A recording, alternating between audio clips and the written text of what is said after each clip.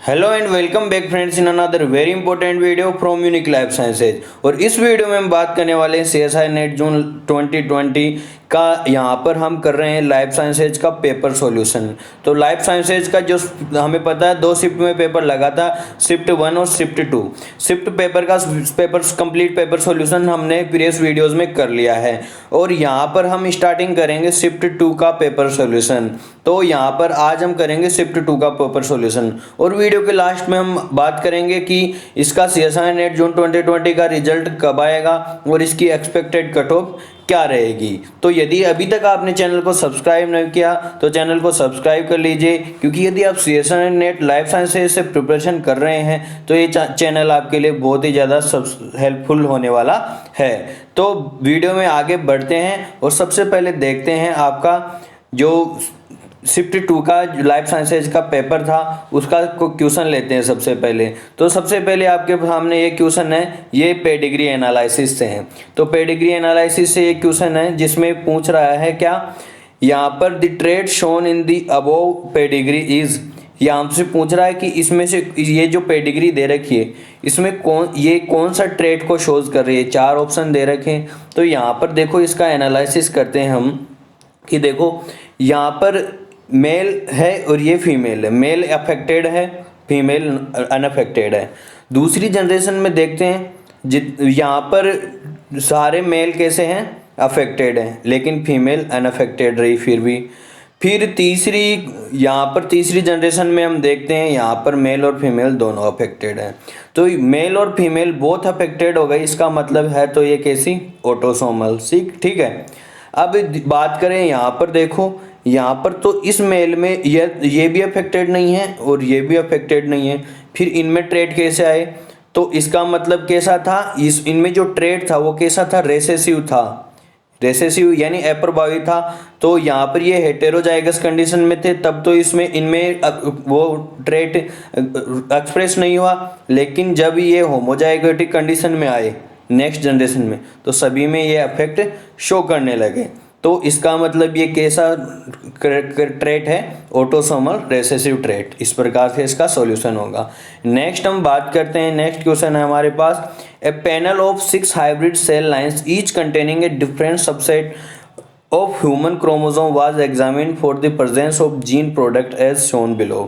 तो यहाँ पर क्रोमोसोम में जीन प्रोडक्ट कि कौन से क्रोमोसोम पर कौन सा जीन प्रेजेंट है, इसको चेक करने के लिए यहाँ पर सेल लाइन बनाई गई। यहाँ पर 6 सेल लाइन है, ABCDEF तक की यहाँ पर 6 सेल लाइन है। फिर यहाँ पर जीन प्रोडक्ट को चेक कर रहे हैं, ये अलग अलग क्रोमोसोम है 1 से लेकर 10 तक की। तो यहाँ पर 10 क्रोमोसोम पर इनकी प्रेजेंस देख रहे हैं। तो यहाँ पर देखो क्वेश्चन पूछ क्या रहा है, the gene which codes for the given gene product is located on. तो यहाँ पर जो जिस जीन की बात कर रहे हैं वो जीन कौन से क्रोमोसोम पर है इन 10 में से, ये क्वेश्चन पूछ रहा है। तो यहाँ पर हम देखते हैं जीन प्रोडक्ट प्रेजेंट कहाँ पर है। एक तो ए सेल लाइन में है, यहाँ पर देखो ए सेल लाइन में, बी सेल लाइन में है और यहाँ पर लास्ट एफ सेल लाइन में। यहाँ पर 3 सेल लाइन में क्या है, जीन प्रोडक्ट प्रेजेंट है। अब यहाँ पर हमें इन क्रोमोसोम में से ऐसे मैच करना है कि ये तीनों सेल लाइन में वो क्रोमोसोम में जीन प्रोडक्ट प्रेजेंट हो। तो यहाँ पर देखो फर्स्ट क्रोमोसोम में सिर्फ एक ही, यहाँ पर ए और एफ पर ही प्रेजेंट है। दूसरे में देखते हैं यहाँ पर ए पर भी प्रेजेंट है लेकिन बी पर प्रेजेंट नहीं है, सो ये नहीं है। यहाँ पर तीसरा क्रोमोसोम देखते हैं, यहाँ पर ए पर प्रेजेंट है, बी पर प्रेजेंट है, सी पर प्रेजेंट है, लेकिन एफ पर प्रेजेंट नहीं है, तो ये भी नहीं है। फोर्थ में देखो ए में प्रेजेंट है, बी में भी प्रेजेंट है और यहाँ पर एफ में भी प्रेजेंट है। तो ये चौथा नंबर का क्रोमोसोम है, इस पर अपना जीन प्रेजेंट है। जिस जीन का प्रोडक्ट के हम टेस्ट कर रहे हैं वो कौन से क्रोमोसोम पर है, 4th नंबर क्रोमोसोम पर। तो इसका आंसर यहाँ पर ऑप्शन में दे रखा है 4th नंबर क्रोमोसोम इसका आंसर होगा। नेक्स्ट हम बात करते हैं, नेक्स्ट क्वेश्चन है हमारे पास, which one of the following routes is responsible for maximum amount of body heat loss in humans at an ambient temperature of 21 degree centigrade. तो 21 डिग्री सेंटीग्रेड टेम्परेचर पर जो ह्यूमन बॉडी से सबसे ज़्यादा heat loss होता है वो कौन सी मेथड से सबसे ज़्यादा हीट लॉस होता है।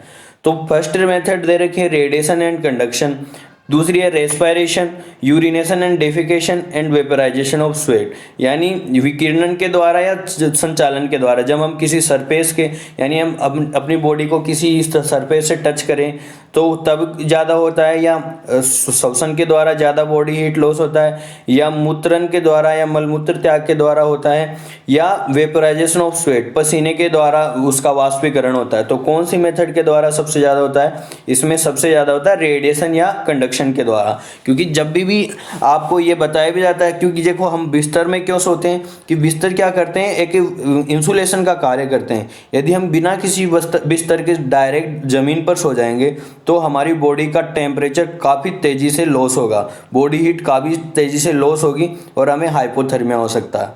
इसीलिए हम कपड़े पहनते हैं और क्या करते हैं, बिस्तर पर सोते हैं, ना कि खाली ज़मीन पर सोते हैं। यदि ज़मीन पर भी सोना हो तो हम कोई पत्ते वत्ते बिछा कर सोते हैं। ये सर्वाइवल टेक्निक्स में सिखाया जाता है। नेक्स्ट हम बात करते हैं, क्वेश्चन है हमारे पास, artemisinin and dhurrin belong to which two respective groups of the plant natural compound. तो यहाँ पर दो कंपाउंड्स है, एक तो आर्टेमिसिन एंड ड्यूरिन। तो ये कौन से प्लांट कंपाउंड से रिलेट करता है? तो देखो आर्टेमिसिन होता है, ये एक टर्पीन होता है, और यहाँ पर दूसरा है ये ड्यूरिन, ये होता है एक साइनोजेनिक ग्लाइकोसाइड्स, जो यहाँ पर सोरगम प्लांट में पाया जाता है। जो ड्यूरिन होता है वो सोरगम प्लांट में पाया जाता है, जो साइनोजेनिक ग्लाइकोसाइड्स होता है। तो इसका सही आंसर यही होगा, terpene and cyanogenic glycosides. Next हम बात करते हैं, which one of the following enzyme present in erythrocytes help bypass the first step of ATP formation in glycolysis. तो आपको पता है जब ग्लाइकोलाइसिस होता है तो ग्लाइकोलाइसिस में ग्लूकोज से 2 पायरुविक एसिड बनते हैं। तो फर्स्ट स्टेप में ग्लूकोज क्या करता है, ग्लूकोज 6 फॉस्फेट बनाता है और इस स्टेप में एक एटीपी बनता है। तो यहाँ पर इसमें ये आरबीसी में कौन सा एंजाइम पाया जाता है? तो आरबीसी में ये एंजाइम पाया जाता है बिस फॉस्फोग्लिसरेट म्यूटेज, जो क्या करता है, इस स्टेप को बाईपास कर देता है। नेक्स्ट हम बात करते हैं, क्वेश्चन है हमारे पास, ये मैचिंग करने को है। यहाँ पर साइंटिस्ट के नेम दे रखे हैं और उनकी खोज या मतलब जिनमें जो एडवांसेज किए हैं उनमें योगदान दिया है उनके बारे में दे रखा है, तो इनको मैच करना है।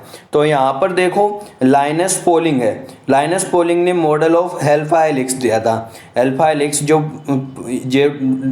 मॉडल था उसको लाइनस ने बताया था। इसके बाद में एमिल फिशर ने दिया था lock and key theory about the enzymes. So next C है जॉन कैंड्रू ने दिया था मायोग्लोबिन के स्ट्रक्चर के बारे में बताया था। फिर लास्ट है क्रिश्चियन एनफिंसन, तो इन्होंने बताया था सीक्वेंस स्ट्रक्चर रिलेशनशिप के बारे में। सो ये होगा इसका सही आंसर दूसरा। नेक्स्ट इसके बाद में हम बात करते हैं, नेक्स्ट क्वेश्चन है, electron transport from donor such as NADH and FADH to oxygen occurs in. आपको पता है ETH साइकिल चलता है किसमें, माइटोकॉन्ड्रिया में। माइटोकॉन्ड्रिया में क्या होता है, रेस्पिरेशन होता है। तो ETH साइकिल के दौरान क्या होता है, जो NADH और FADH बनते हैं, NADH और FADH कब बनते हैं, जब ग्लूकोज का डिग्रेडेशन होता है, जब ग्लाइकोलाइसिस के द्वारा और क्रेब्स साइकिल के द्वारा। फिर उनमें जितने भी NADH और FADH बनते हैं उनका लास्ट ऑक्सीडेशन कब कहाँ पर किया जाता है, इनर मेम्ब्रेन ऑफ माइटोकॉन्ड्रिया, और लास्ट में ये इलेक्ट्रॉन्स कहाँ पर ट्रांसफर हो जाते हैं, ऑक्सीजन पर। तो ये कहाँ पर प्रेजेंट होता है, तो यहाँ पर दे रखा है membranes of ER, chloroplast and mitochondria. Chloroplast only, mitochondria only, organelle membranes which possess ATP synthase. तो इसका सही आंसर होगा माइटोकॉन्ड्रिया ओनली, क्योंकि क्लोरोप्लास्ट में ऑक्सीजन पर ट्रांसफर नहीं होते हैं और दूसरे ऑर्गेनल्स में ये नहीं होते। इसका सही आंसर होगा केवल माइटोकॉन्ड्रिया में पाया जाता है। नेक्स्ट हम बात करते हैं, ये हमारे पास स्टेटमेंट्स दे रखे हैं और पूछ रहा है इनमें से कौन सा इनकरेक्ट स्टेटमेंट है। तो स्टेटमेंट पढ़ते हैं, the 3 common types of membranes lipids are cholesterol, phospholipids and glycolipids. Next है phosphoglycerate carry a glycerol backbone, 2 fatty acid chains and a phosphorylated alcohol. फिर इसके बाद में नेक्स्ट है most phospholipid and glycolipids form biomolecular sheets rather than micelles in aqueous media. तो ये जो तीनों स्टेटमेंट है ये सही करेक्ट स्टेटमेंट है about the plasma membrane. Next last the common alcohol मोइटीज phosphoglyceride and glycerol in inositol choline ethanolamine and tyrosine. ये जो लास्ट का स्टेटमेंट है वो थोड़ा इनकरेक्ट है, तो और सही आंसर होगा लास्ट वाला। नेक्स्ट इसके बाद में हम बात करते हैं the translocation into which one of the organelles listed below does not depend on the amino acids sequence as signal of import. तो यहाँ पर जब ये क्वेश्चन आया आपके प्रोटीन ट्रांस टारगेटिंग के से, तो जब प्रोटीन टारगेटिंग होती है ऑर्गेनल्स में तभी वहाँ पर एक सिग्नल सीक्वेंस होता है एमिनो एसिड्स की। तो यहाँ पर पूछ रहा है कि कौन से ऑर्गेनल में सिग्नल सीक्वेंस की आवश्यकता नहीं है, तो एमिनो एसिड के सीक्वेंस की आवश्यकता नहीं होती है। तो यहाँ पर सही क्वेश्चन होगा किसको, सही आंसर होगा लाइसोसोम। लाइसोसोम में एमिनो एसिड सीक्वेंस यहाँ पर सिग्नल की आवश्यकता मतलब सिग्नल पर डिपेंड नहीं करता है। नेक्स्ट क्वेश्चन देखते हैं, in trypanosomes some of the introns generate Y shaped structure in place of lariat such as structure in generated during. तो ये यहाँ पर जब आपको बताया आरएनए स्प्लाइसिंग होता है तो वहाँ पर एक लेरिएट फॉर्म बनती है इस प्रकार की। तो यहाँ पर लेरिएट फॉर्म की बजाय वहाँ पर वाई शेप्ड स्ट्रक्चर बनती है। तो वो किस कारण बनती है, कौन सी, तो वो बनती है ट्रांस स्प्लाइसिंग के कारण।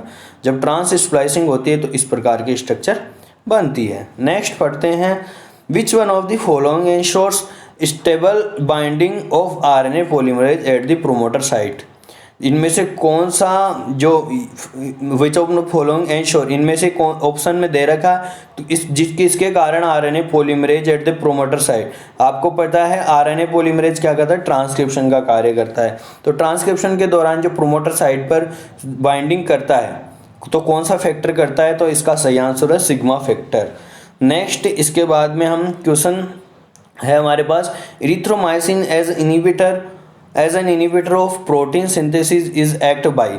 तो यहाँ पर इरिथ्रोमाइसिन एक प्रोटीन है, एक इनिबिटर ऑफ प्रोटीन सिंथेसिस का है, प्रोटीन सिंथेसिस का इनिबिशन करता है।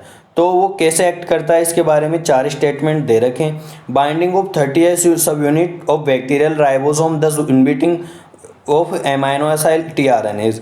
Binding of 50S sub unit of bacterial ribosome thus inhibiting translocation. यही सही स्टेटमेंट है। अब बाइंडिंग ऑफ 50S ये क्या करता है, 50S सब यूनिट से बाइंड हो जाता है बैक्टीरियल राइबोसोम के, उससे क्या हो जाता है ट्रांसलोकेशन इनहिबिशन हो जाता है। सही आंसर सेकंड है। नेक्स्ट इसके बाद में हम बात करते हैं, the immunoglobulin heavy chain that is rearranged first and is displaced on the surface of early stage of B cell development is associated with। तो यहाँ पर दे रखा बी सेल के डेवलपमेंट के बारे में। इम्यूनोग्लोबिन जो बनती है एंटीबॉडी हैवी चेन बनती है, वो किससे जुड़ी होती है, जब बी सेल पर वो एक्सपोज होती है अर्ली स्टेज में। तो यहाँ पर सही होगा ए सरोगेट लाइट चेन। तो वो सरोगेट लाइट चेन से एसोसिएटेड होती है। इसमें लास्ट में हम बात करते हैं expected result and cut off. आपका जो CSI नेट जून 2020 का रिजल्ट है वो कब तक आएगा और इसकी एक्सपेक्टेड कट ऑफ क्या रहने वाली है, क्या कट ऑफ हाई हो जाएगी या लो जाएगी। तो देखो बात करें रिजल्ट की, तो रिजल्ट आपका 15 दिसंबर तक कंप्लीट आ ही जाना चाहिए। इससे ज़्यादा लेट नहीं होगा, इससे जल्दी ज़रूर आएगा, लेट नहीं होगा। अब बात करते हैं कट ऑफ की, तो कट ऑफ इस बार लो होने की संभावना है। लो होने की संभावना क्यों है, क्योंकि बहुत सारे सर्वे करवाए जा रहे हैं और सर्वे में सभी बता रहे हैं कि जो ए शिफ्ट का क्वेश्चन पेपर था वो काफ़ी हार्ड आया था। हालांकि बी शिफ्ट वाला पेपर थोड़ा लो मतलब लेवल ठीक ही आया था।